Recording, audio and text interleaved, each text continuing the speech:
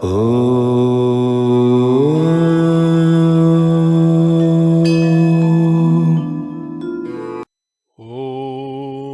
Sahana Bhavatu Sahanau Bhunaktu Sahaviryam Karavavahai Tejasvinavadhitamastu ma vidvishavahai. Om Shanti Shanti Shanti. Hari Om, good evening. Okay. We'll take a quick recap of what we did or what we understood last time. We came across an example that if we are in front of a movie screen in a theater, or even at home, we are in front of our TV, which is black before we started. On that screen is what the movie that we are watching will be played. So when we initially start, it is either that black or white, whatever it is, and then the movie starts. And in that screen, the movie is played. And during that period of 2 hours, 2.5 hours, whatever it is that we are watching a movie, that imagery, that illusion is being played. And once that is over, we switch it off, we come back to that black or white screen on in front of us. So that illusion of the movie which is appearing on the screen goes away when the movie is over. So, and we understood that internalization of knowledge is wisdom. For example, we know that smoking is injurious to health. We read that on the cigarette packet. Yet, why do we smoke?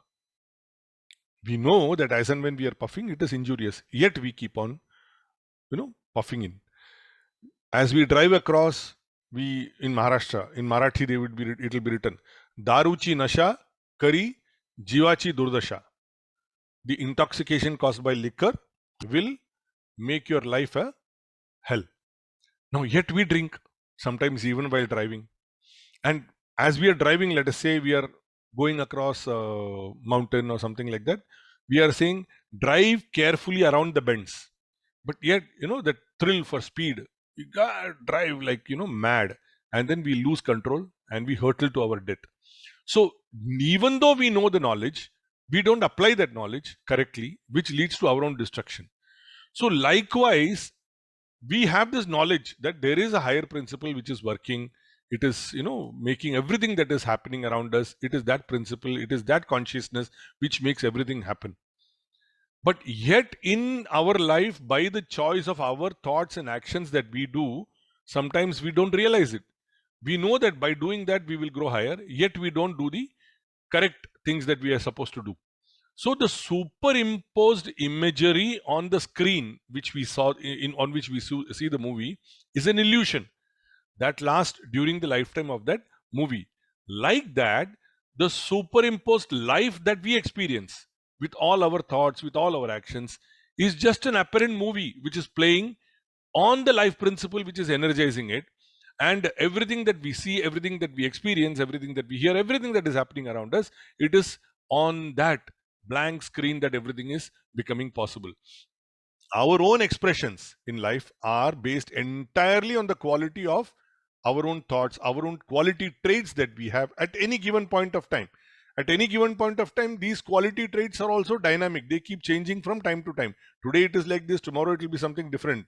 So the movie that we are experiencing in our own life, with our own life, is entirely created by us. It is not created by anybody else. We are the architects of that movie, which is appearing as an illusion on that life principle. And we are the ones, either if it is a joy or a sorrow, some great success, some disastrous failure, everything is created by us. So then what is the attitude that we need to have in life when we know that this is what is happening? I am reminded of that Kishore Kumar song.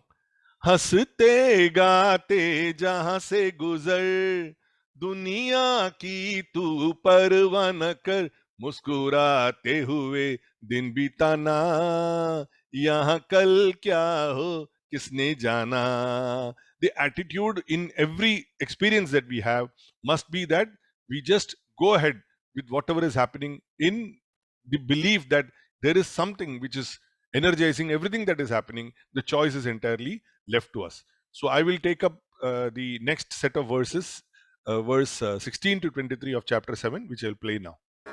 चतुर्विधा भजन्ते मां जनाः सुकृतिनोऽर्जुन आर्तो जिज्ञासुरर्थार्थी ज्ञानी च भरतर्षभ तेषां ज्ञानी नित्ययुक्त एकभक्तिर्विशिष्यते प्रियो हि ज्ञानिनोत्यर्थमहं स च मम प्रियः उदाराः सर्व एवैते ज्ञानी त्वात्मैव मे मतम् आस्थितः स हि युक्तात्मा मामेवानुत्तमां गतिम् बहूनां जन्मनामन्ते ज्ञानवान् मां प्रपद्यते वासुदेवः सर्वमिति स महात्मा सुदुर्लभः कामैस्तैस्तैहृतज्ञानाः प्रपद्यन्तेऽन्यदेवताः तं तं नियममास्थाय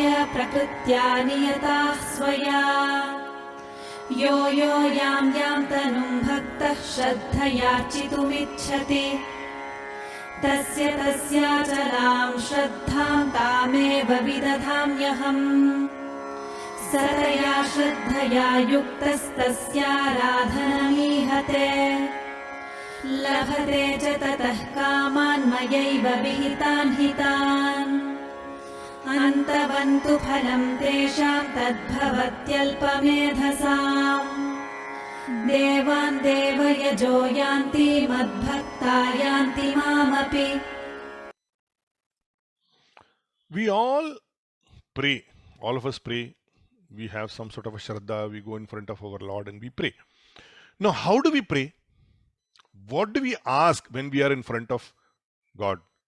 Some of us are actually praying, not P-R-A-Y-I-N-G, P-R-E-Y-I-N-G. That is what we do. Like animals, we go there. What is it that God will give me? Give me this, give me that. I want some money. I want my son to be happy. I want my daughter to be married. I want this, I want that. So we are praying literally like, beggars. We keep on saying, this is my shopping list. I want this to be done. I want this to be done. That is what we are doing. Literally our prayer is like a begging. We are praying on God, praying upon God. Then there are some of us, when we are in front, we are only thankful. Whatever you have given, whatever it is there, whatever is my life today, I'm thankful. So thankful for everything, thankful to everybody. That is one set of people. One set of people, we are like, we question our sorrows. Why this problem has to come to me? Why it has not gone to somebody else? What did I do wrong that I have to suffer like this? So we question our own sorrows. We question our own miseries in front of that. And there are some very wise people amongst us who say that, my life has to be useful for others. Let me be responsible for, in some way or the other, making a difference to somebody's life. These are the kind of people that we have. Now, in one case, probably we have an example of, Buddha. Buddha was a prince, very well-to-do prince. He had a wife, he had a child, and he was very loved by his people. He was very wise, he was very loving, so very nice, but he was dissatisfied. He was Siddhartha. He was Siddhartha. As Siddhartha, he was dissatisfied. So he wanted to find out the truth about life itself. So in that dissatisfaction, he dropped everything, did penance, and then he became Gautama the Buddha. That is one kind of people. And then there are some people who are curious about this knowledge. Like us, we are seekers. Like us, we are curious about this knowledge. We want to know all the information that is there about this knowledge. We want to gather. Acha, aisa hai kya? Oh ho. From there, that information that we gather, we try to gain knowledge, and then we try to become wiser. And then, as I said, there is one set of people who keep on begging for something or the other. मुझे ये दे दो, मुझे वो दे दो, मैं तुमको 100 रुपए चढ़ाऊंगा, मुझे तुम 1000 रुपए दे दो. Some have percentage limits. I have come across in my professional practice people who say that 1% of whatever I earn in the year is going to Tirupati as God's share. This kind of transactional relationship some people keep. And there are some very wise people who say that they are connected to that highest principle, and from that principle, from that connection only, everything that they transact in the world is in that understanding, in that realization. So these are the 4 kinds of people who try to connect with this God consciousness, this God principle. And among them, the 4th, who are wise, who want to just simply connect with that, and from there wanting to be useful, they are dearest to the Lord. And the Lord is also dearest to them. This is the kind of relationship. Now we come across many in school days also. We must have seen there are some teachers who favor one particular student. We have come across this. Favorite student of the teacher. They all want. Everybody says they are all jealous of that fellow, teacher's favorite student, because he is connected to that knowledge which the teacher is giving, and he is in a position to understand whatever is that knowledge, interact with the teacher, and there is a sharing relationship. This, as school children, we have seen it a little different picture. We said, "Arey, wo to teacher ka chamcha hai." Those kind of things, we have come across. But then, because there is that understanding between the teacher and the student, there is some sort of a transactional relationship. Unless the teacher and the student are doing it out of some personal interest or some personal prejudice. For example, there may be some kind of, as we said, chamchagiri of the student, or maybe some prejudice a teacher must be having positively towards that student. So long as it is not with this pure intention, this knowledge, it is not knowledge imparting. It is those selfish reasons.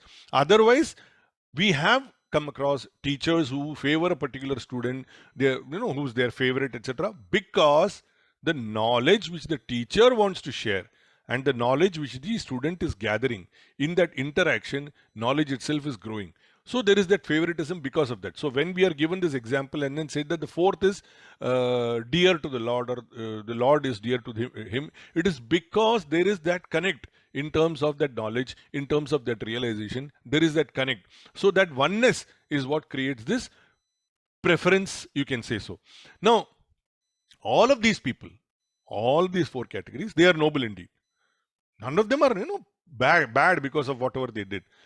For example, I've come across some backbenchers from school. They are the ones who remember and celebrate the teacher after they have established themselves in life. I have come across some stories which I've read on internet, also from our own school, students' examples, including my own. The interaction that we had with our teachers after we became something in life is far more, let's say, respectful, grateful than what it was when in school. In school, we may have been naughty, we may have been backbenchers, we may have been troubling others, we may not have been paying as much attention to what the teacher was saying. But at a point in time in life, when you have grown and realize what it is, realize what is life, realize what you've learned from the teacher, you're grateful to the teacher, you respect the teacher, and such a student is very dear to the teacher also. So all of these, irrespective of whatever is the choices they make, they are all connected to this highest principle. None of them is, you cannot say that 1, 2, 3 are not connected. They are all connected to the highest principle. We also have come across, in fact, I have seen that from my college also, many class first students have gone astray in life. They engaged in corruption, somebody engaged in some cheating. Some very brilliant people, they've engaged in all kinds of unnecessary activities later on in life. So at that point in time, they have chosen something which is of a lowly nature, and they have tried to grow out from what was their purity. So how we evolve in life, that matters. It's very important how we evolve, what kind of choices we make, how is it that we sort of be of use to the others. That is very important. So even after that, like, even let's say you have made a mistake while you were a student, you made a mistake. Now, after having been a good student, now you're going astray and doing wrong things. But once you return to the Lord, that is, once you return to that understanding of that highest principle, like a prodigal son who's, son has made a lot of mistakes, gone into drinking, abused the parents, gone out and, engaged in all kinds of wrong activities, then got caught by the police. Police said that you have to give, what do you call that? For bail, you have to give a bond. He doesn't have any money to give a bond. He calls up the father. Father says, "What? You're stuck up?" Father goes to the police station, deposits the bond money, brings the child back, and the son says, "Daddy, I have been only, always given you a lot of unhappiness.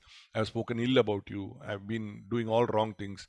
I'm sorry." The father says, "What? You are still my son. Go have your food, have a good bath and everything. You have come back." So, like the prodigal son who comes back, even after making mistakes, when you get back to get back to the Lord simply says, "Okay, you're welcome to my house at any time."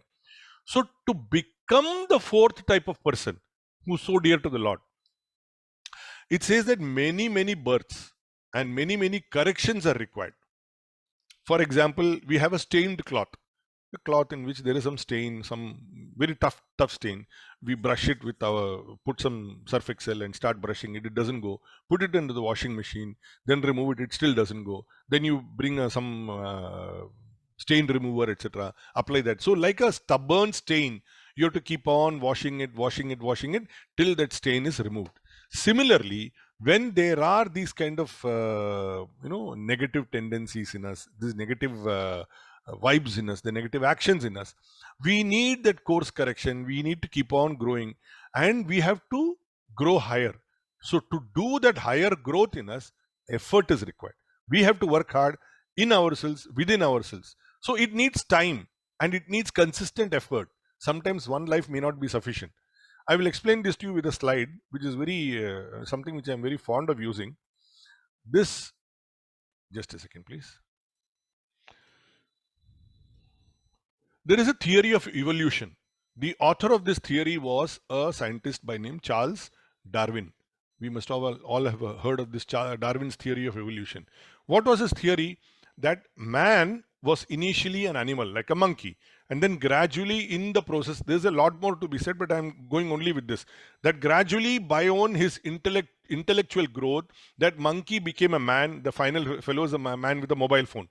So this is a story of our evolution, that by choice, by the actions that we did as an animal, from there how we have developed our intellect, and as we developed our intellect, we became better off, and then we evolved to whatever is the man that we see today. So if you see the history of of the evolution of the world itself, in the world there was only stone initially. There were only stones initially in the creation of the world. Now these stones developed fossils. Those fossils then went on to become plants. Now the plant later on gave way to insects and all that, and those insects and all, they grew to evolve as animals. And these animals, as we have given down below, as they gradually grew intelligence, and they became man. Now if we look at ourselves as people itself, there are some stone men. They are absolutely either stone hearted, or just they are unbothered about anything. They only want whatever they are doing, selfish and exactly focused only on whatever they want, selfish and unconcerned about anybody else in the world. There are some stone people like that. And then there are some plant men. Their only interest is that I need ensure that whatever is required for me, my food, my intake, my consumption, must simply keep on coming. So their interest is only that. And then there are those animal men. Their thinking is that they will shout, they will fight, they will kill, they will plunder, they will loot. This is their only intention, and for them to become better. And there are very few man, and they are the ones who think about the world, think about themselves, to think about positivity, think about growth. There are many, few of those people who are like that. So this fourth type of person, for me to become, I need many births. So as and when it's a matter of my choice, it's not something which comes as a destiny. It is not takdir ki baat. Is that movie Vidhata? I think in that there is a song. तकदीर है क्या मैं क्या जानूं, तकदीर है क्या मैं क्या जानूं, मैं आशिक हूं तदबीरों का. Tadbir is effort. So I can grow only with my effort. So for me to grow from a stone man to man, my own self effort is required. And once I do that, it is my growth. That is how we need to understand this way we have to grow. So in this background, we can probably think that, pessimist, that, multiple efforts are required. बहुत सारा काम करना पड़ेगा, अभी ये कर नहीं सकता है. And Indian जुगाड़ू mind is like that. अच्छा ऐसा है क्या, मेहनत करना पड़ेगा, ठीक है, बाद में कर लेंगे, अभी नहीं चाहिए. एटीट्यूड. अभी तो मुझे मौज करना है, मजा करना है, एंजॉय करना है, अभी मेरा वही काम है. और मेरा अभी उम्र क्या है यार, अभी तो मेरी उम्र भी नहीं है, रिटायर होने के बाद देख लेंगे, बाद में देखेंगे, तभी करेंगे. So in the process we keep on delaying the understanding of our own self later and later because we are dissuaded by our own discouraged nature, not wanting to do it. But what will happen? One day we will die. So you go and you have to return. And when you return, you have to do the same process all over again until from where you left off, you have to pick up stream and continue until you say that, no, I am transformed from level 1 to level 3. It is like a game. So you have to understand this and you have to grow ahead. So those of us who follow material desires, I want money, I want power, I want position, I want people to applaud me, I want glory. These are material possessions. So those who follow material possessions, material desires, they will reach their material desires because they will be working there also, no? So there are those desire devatas. Like for example, I want money. So I keep on working for money, money. My devata is money. So money will keep coming to me because that is my devata. I want glory. I will keep on working for glory. So in every conversation that I have, I'll only be projecting myself as I want glory. I want glory. In the back of my mind, that is what it is. So I'll be projecting myself for that. Yes, surely I will get glory because I'm working for that. So whatever is my material desire, I will surely reach that because that is my motivation to keep on doing work towards that. So we are anxious to seek those material desires. So our energy, our thinking ability, our emotional strength is all looted by the same desire. And all of these are in the lower plane of life.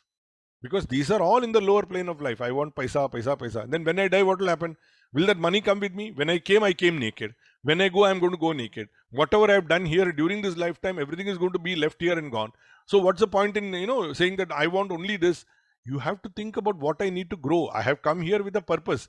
With all these things also, I'm not saying none of this is required. With all these things also, there is a purpose that I want to achieve. And that is, I want to know what is happiness. I want to know what is peace. I want to know what is growth. I want to know what is the power which is making me do all these things. When I know that, then that is at the higher plane. I am now at the lower plane, working after all these material desires, continuously seeking only this and this and this. So my entire process is going on like this. I can explain this to you with a slide because that is what I enjoy doing, isn't it? So this is a glider who's wanting to glide off. Now, unless he runs from the mountain cliff and has faith in himself that the glider will take him to the higher, planes in the sky, unless he unhooks himself from the ground, he cannot fly. So long as having won the glider also, if he just remains on the cliff top, he can never experience the joy of reaching higher. So the joy of reaching higher can happen only if I unhook myself from that which is lower. The lower, if I let go, the higher it is possible for me to reach. And this we understand through our common day-to-day living also. So this is the message that we need to really understand. So unless we unhook from the lower, we cannot recognize our own higher nature. Where what is there? Happiness is there, peace is there, growth is there. That is what's there. So we all ultimately want that only. Ultimately, all our desire is to become happy, become peaceful, believe in ourselves that we have grown. That is what we want to do. So the question that will come to our mind is, if we say that there is this higher that we want to achieve, where is this God? Where is that God consciousness, that God principle? Where is it? Where is it that I can find him? Actually, we don't even realize God is at our doorbell every moment, 24/7. He's outside my door. He is ringing my doorbell also. Continuously he is ringing my doorbell. But I am too busy to open the door. Because my mind is full of what is it that I want to do now. I want this position. I want to pursue some goal now. So my preoccupation with my transactional activities in the world is actually making me deaf to even hear the doorbell. He is saying, I want to come in, allow me to come in. But what has happened? I have closed my door. I am too busy to open the door of my heart to let him inside. I get unhappy with whatever I am doing, and then I ask him for solutions. Go, Arey Baba, mere iske liye solutions de de. Once the solution comes, my ear is deaf to him again. Because my solution is all that I wanted. My ear becomes deaf to him again. I don't see him, I don't hear him. He's got an appointment with me from the time I was born. From the time I was born, he's been there. And he's been ringing the doorbell. It's left to me whether I want to open the door or not. So I am running after outside things and running away from him. I am not meeting him.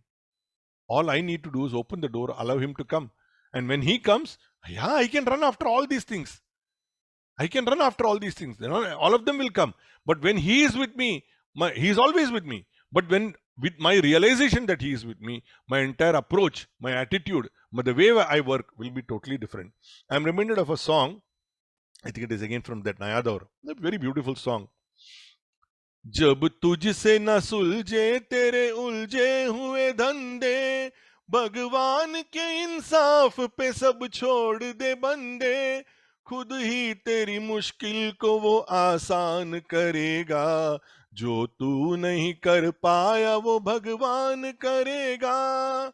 So beautiful song, and very aptly saying that when you are not able to, in your lower consciousness, you are not able to attend to that what it is that you want to do, you just leave it to the power higher than you, and that power will guide you to the right answers.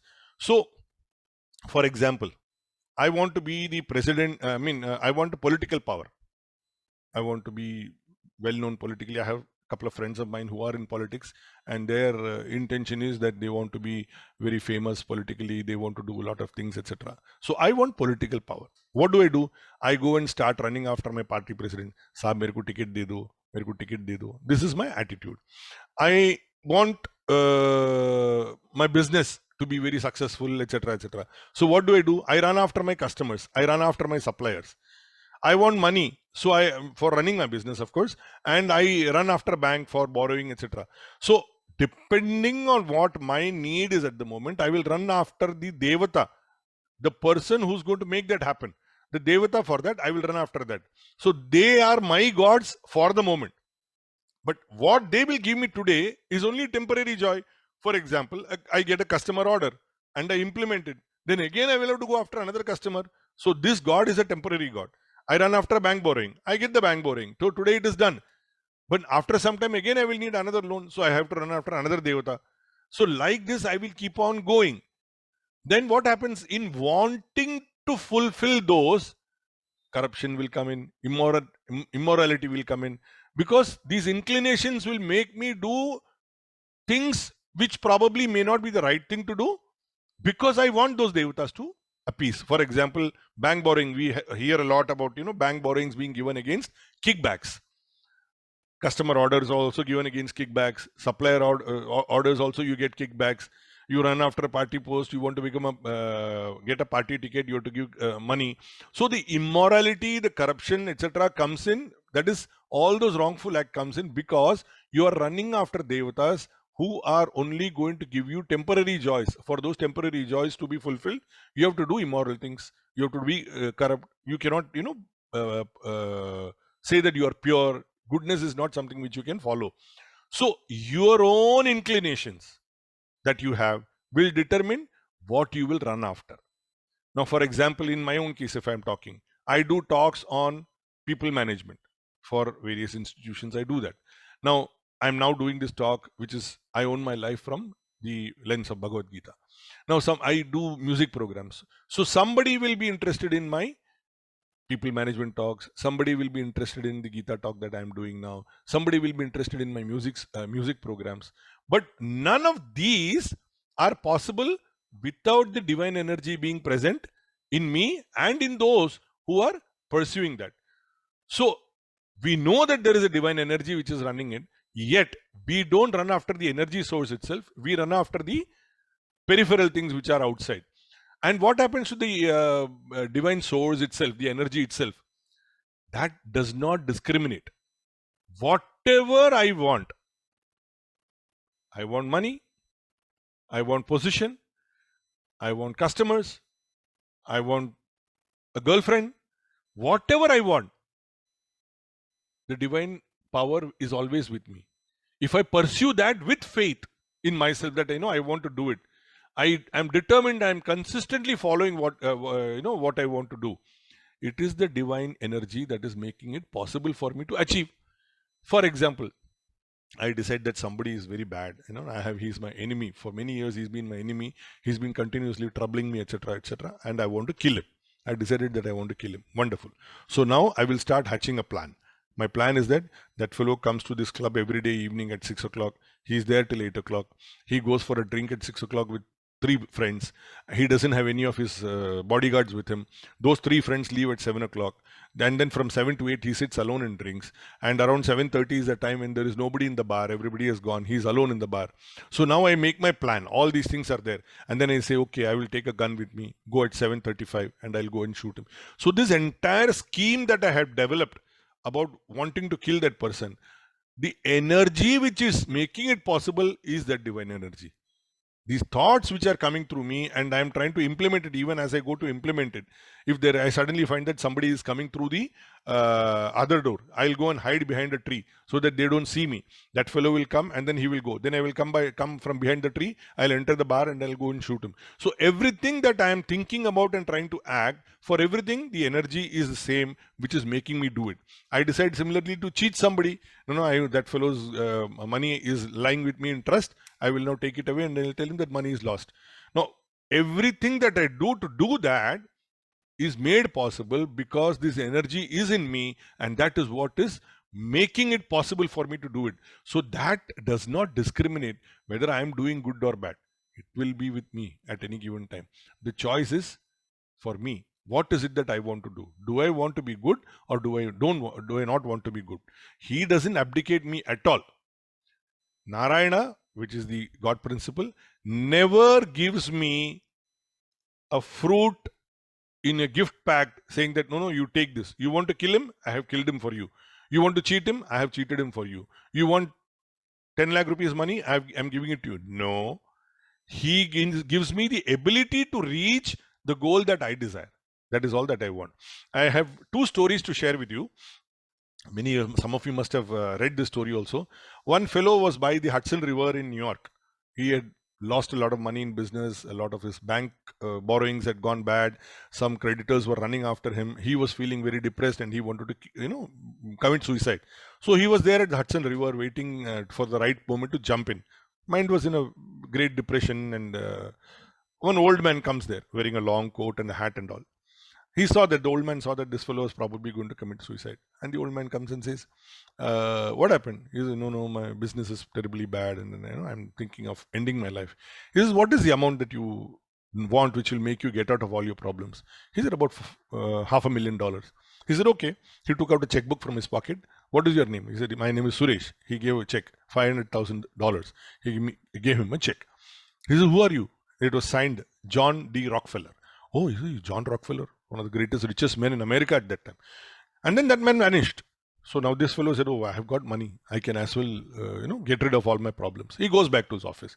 But he doesn't deposit the check. He keeps the check framed in his office. That old man had told him, after 1 year, you meet me here again. Probably your problems will be solved by then. He goes, he works, he doesn't encash the check. He works hard, gets rid of all his liabilities, gets rid of all the problems, and then he flourishes again. He comes back after 1 year to give him the check. After 1 year, that man, he is searching for that man. Oh, he finds that man. And he just walks to reach that man. By the time 2 hospital nurses come running and hold that man. He says, I hope he is not troubling you. He says, well, what happened? No, he's been going around and telling everybody that he is John D. Rockefeller. He is a madman from our asylum. So, in the belief that he had $500,000 in his possession, that man worked and got rid of his problems, although the check was a dud check. So he only had self-belief. The God power in him only made him work and get out of the difficulty. There is a story which Amitabh Bachchan has also narrated in a video about Dhirubhai. Amitabh Bachchan, we all know, he had a major financial debacle with Amitabh Bachchan Corporation. So during that period, Anil Ambani and he were friends. During that period, I believe that Dhirubhai told Anil that this fellow is in difficulty. You is a good man. You give him some money. So the money that Dhirubhai was wanting to give him was sufficient for Amitabh to get out of the problems. But he said, no, I just, your love for me, your respect for me, and your faith in me is more than sufficient. I won't take this money. And then Amitabh worked hard with Kaun Banega Crorepati and a lot of other things, etc. happened. He got rid of his liabilities. So Amitabh said that my confidence, he had confidence in me. I had confidence in myself. That is what helped me get over it. So this is what we need to remember, that my self-faith in myself is what is important, because that power which is there will help me get through all these difficulties. So if I want to sing well, I should practice well. And then I should self-evaluate myself, be humble. And then with faith in myself, I must perform. Obviously, the performance will be good. I want to build a car. So I must first equip myself with technical knowledge about how to build a car. And then I must get technical people who will help me do that. I must get the capital which is required for me to make a car. And then I must work efficiently with my team, with the knowledge, with those people, and the car is ready. Of course, it can happen. So it is like, if you want to reach something, you have to provide the motivation within yourself to reach that. And this we have been taught from childhood onwards. I'll show you a slide to give this example. Sorry.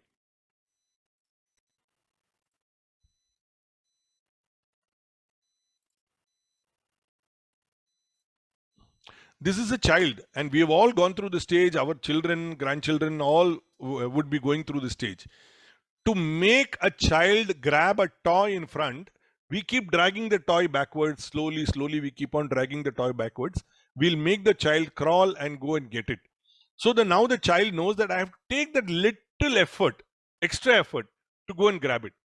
And we keep on dragging it slightly 1 inch, 2 inch backwards. The child will happily take that little effort once again and go forward. Finally, when we allow the child to grab that toy, the child is so happy, thrilled. I've been able to reach it. And we also applaud the child. Wonderful, wonderful child. You've been able to reach that. This is exactly our inner nature. We take that little extra effort with self-belief that I can do it.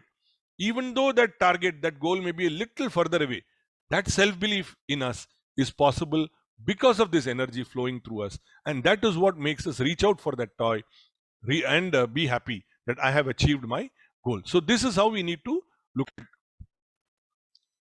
our life itself. So these desires that I'm talking about, they are all driven by what? Material pleasures. Like for that toy, you get it. After some time, you would not like that toy. You'll drop that toy. Again, after some time, you leave that toy. Child is not at all interested, because now the child wants something new. Like that child, we get something. After some time, we want something new. The same thing will not sort of make us enthusiastic.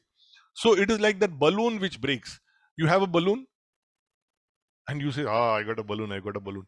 The moment a pin hits it, the balloon breaks.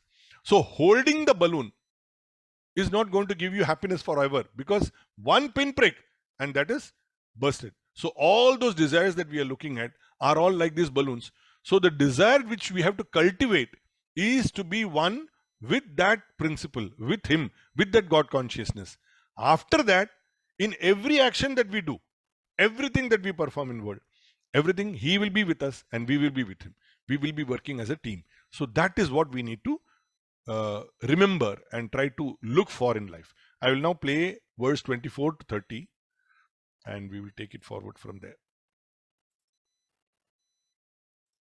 Avyaktam vyaktimapannam manyante mamabuddhayah param bhavamajananto mamavyayamanuttama naham prakashah sarvasya yogamaya samavritah मूढोऽयं नाभिजानाति लोको मामजमव्ययम् वेदाहं समतीतानि वर्तमानानि चार्जुन भविष्याणि च भूतानि मां तु वेद न कश्चन इच्छाद्वेषसमुत्थेन द्वन्द्वमोहेन भारत सर्वभूतानि सम्मोहं सर्गे यान्ति परन्तप येषां त्वन्तगतं पापं जनानां पुण्यकर्मणां ते द्वन्द्वमोहनिर्मुक्ता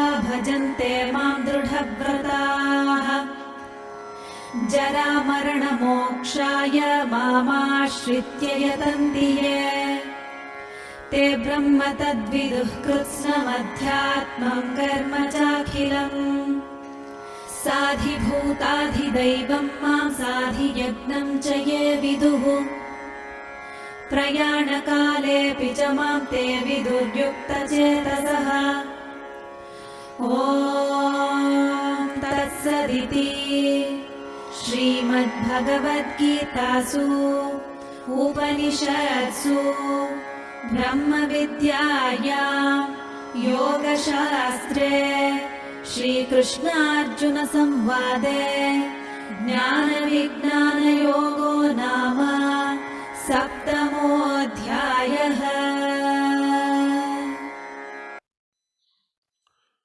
We have this understanding that God has to come to this world to save this world from all these problems that we are facing. And today we are talking about Kali Yuga. Many of us have heard that in Kali Yuga, Kalki avatar will come and Kalki will remove all our problems.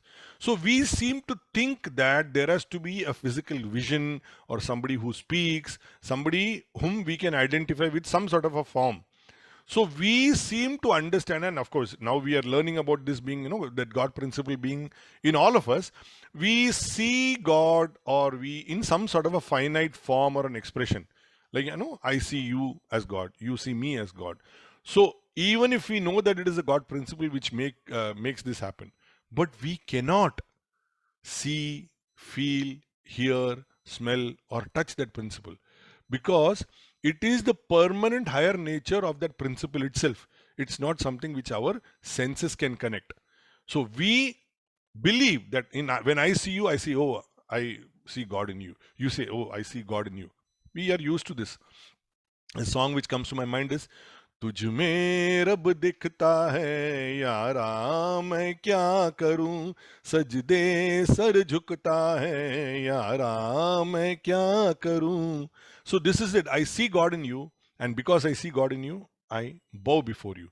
But because it is unmanifest, the principle itself is unmanifest. It's not something which I can know. What I am now going to say to you, is unmanifest to you, because you don't know what I'm going to talk. Once I speak, it becomes manifested to you. So that communication is complete. Likewise, what I am going to sing is unmanifest to you, because you don't know what song I'm going to take. But the moment I sing the next song, it becomes manifest to you. The Narayana principle, the God consciousness, is always unmanifest. But his power is expressed when I speak, when I sing. So the unmanifested principle becomes manifested in the expressions that we exchange with each other. So similarly, this God that we're talking about as God is the unmanifest principle which never changes. The changing phenomenon is the one which is within us, which is empowered by that principle, that consciousness. Because what is our problem is this. Again, I'll take a slide and explain that to you once more. This we have all seen earlier. Our problem is that we are seeing everything with our body, mind, and intellect. And our transaction is with the world of objects, emotions, and thoughts. So we perceive objects, we feel emotions, we think thoughts through this apparatus only, and determined by these imprints or the vasanas which are in us. This God principle becomes unmanifest in us because we are connected with the lower only. We don't grow beyond our imprints and see the highest which is in operation. That is our problem. So he appears for us distorted or in some sort of a color, in the form that we see, in the name that we see, in you and me. We say so. So it is distorted. So you will say that, oh, God is in you. But then there are certain, wrongful qualities that I may have. And when you see me, how can he be God? Because there are wrongful qualities. This is an example which happened with Osho, Rajneesh. Many people after that started thinking, he said, I am Krishna, I am Krishna. After that, many people started saying a lot of things because of certain things which were happening in the ashram around. So when you look at it like that, how can he be God? It is that distortion which appears like this.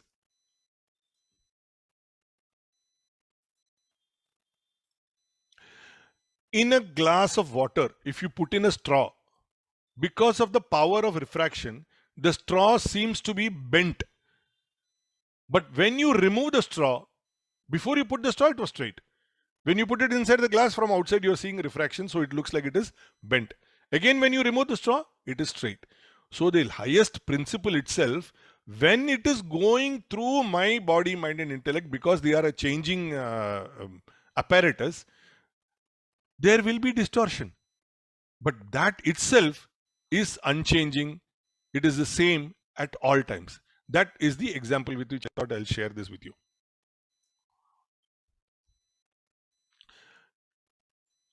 The highest principle is not self-evident to us because of the mental makeup, the intellectual misapprehensions that we have. I'll give you an example. I have a problem with my bathroom tap. It is leaking, and my bathroom drain is also not working properly. I called the plumber evening. He said, "Sir, I'll come tomorrow morning." I said, "Okay." That night I was watching a James Bond movie. Now, in that James Bond movie, there was one apparatus which he could keep it in the mouth and go underwater. He didn't need oxygen tank. He didn't need the scuba diving suit, etc. He could go underwater just with that, and he could breathe for 4 minutes. There was a scene that I saw.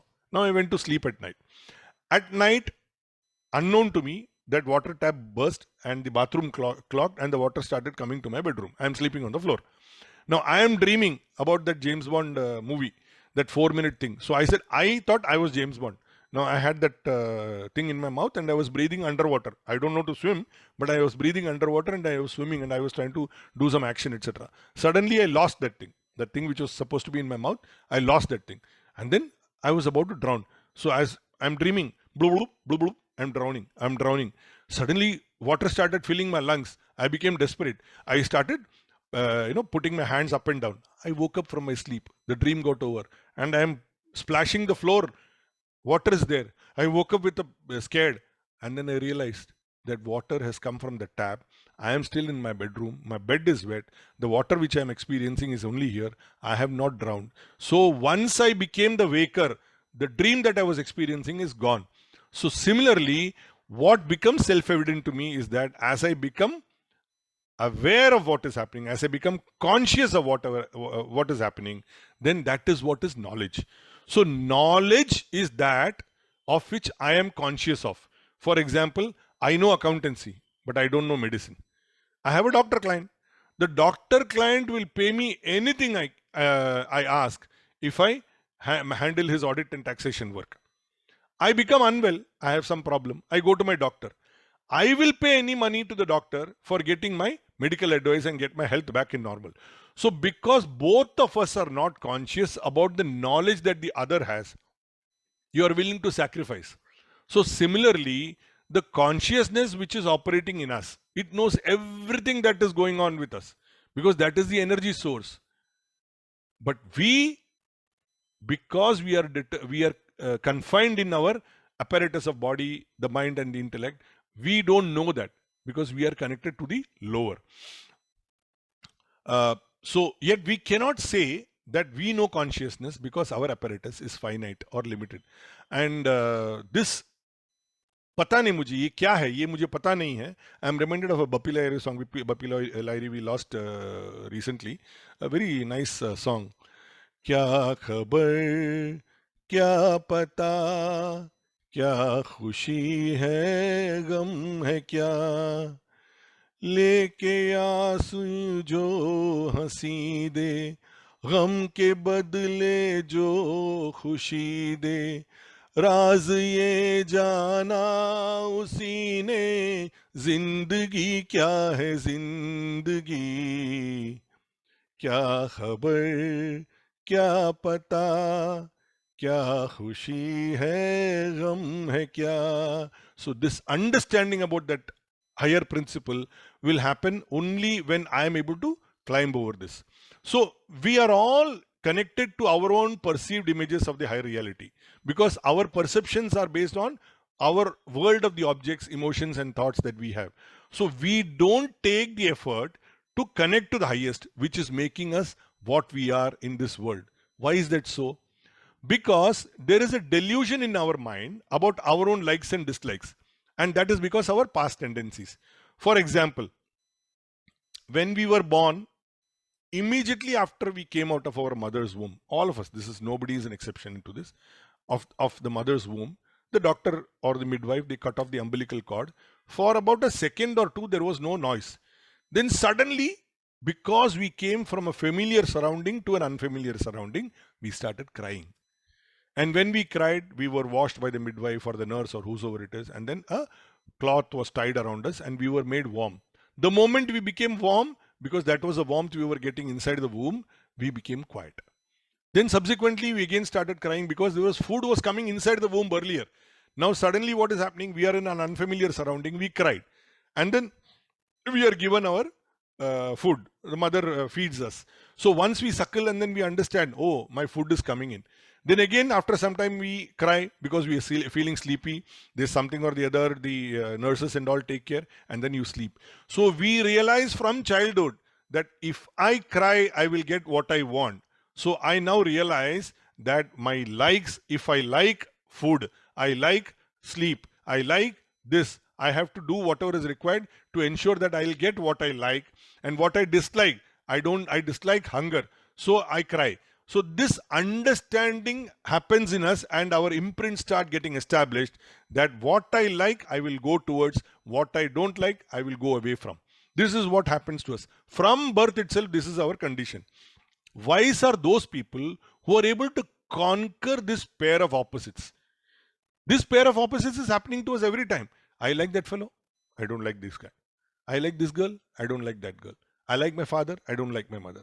I like my grandfather. I don't like my grandmother. This goes on in our life. This is a continuous transaction that is going on. So this likes and dislikes opposites that we are always, encompassed by. Wise are those people who are able to conquer this pair of opposites because, and they connect with the higher, because they are freed from this delusion of having to run away from what they dislike or having to run towards what they like. So this delusion they no longer need to pursue. Now, how this happens? This happens because we are in a position to outgrow our earlier imprints, earlier tendencies.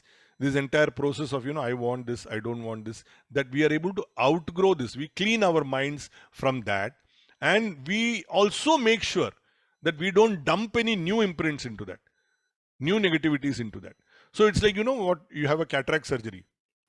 In a cataract surgery, what you do, you remove the film which is there in front of the eyeballs in the retina, and then you remove that, and then they give you glasses to wear for 1 week or something, and you're not supposed to see very strong light for the first 1 week. Then after that, you gradually start going into light. When you go into light after that, what you were seeing as blurred images earlier, everything becomes clear. Similar, so likewise, that cataract which is in front in your mind, that cataract when you remove is when you are in a position to see the world clearly. So that is what we need to do with our apparatus, our mind and our intellect. Once we are able to do that, then the entire vision becomes clear to us. So we need to work like sports people. What do sports people do? If you fail, get up, start again, start the race again. So what if you fell down? So enjoy the play, unmindful of the result. That is the attitude that we need to develop. So once you learn to develop that attitude gradually in life, then you learn to become free from the dogmas of those imprints from the past. So whether freedom itself is what? When we talk about freedom, freedom is not, this political freedom. In 15th August 1947, India became free. Or now the Ukraine and Russia, there is a fight going on. After that, either Russia will annex Ukraine or the war will end and Ukraine says that we are free. So this is not freedom. Freedom is when you are unentangled from your past imprints. Whatever entanglements that you have created in your mind, in your intellect, whatever you have created, once you become disengaged from that, from physical passions, from your emotional preferences, from your thought habits, when you get disengaged with that, that is the freedom. Then that freedom will manifest within ourselves. Then we become the master of all our faculties and we will be in a position to connect with the highest. And we will realize this entire game of life and the imperishable Brahman, the supreme, which is the functional principle which is making all of these happens in you, me and everybody. So we will deal with this, the supreme, the imperishable Brahman, that word itself, we will deal with this in our next session. So I will now stop our session for today. Any questions, anything that you want to suggest, you're most welcome to say so.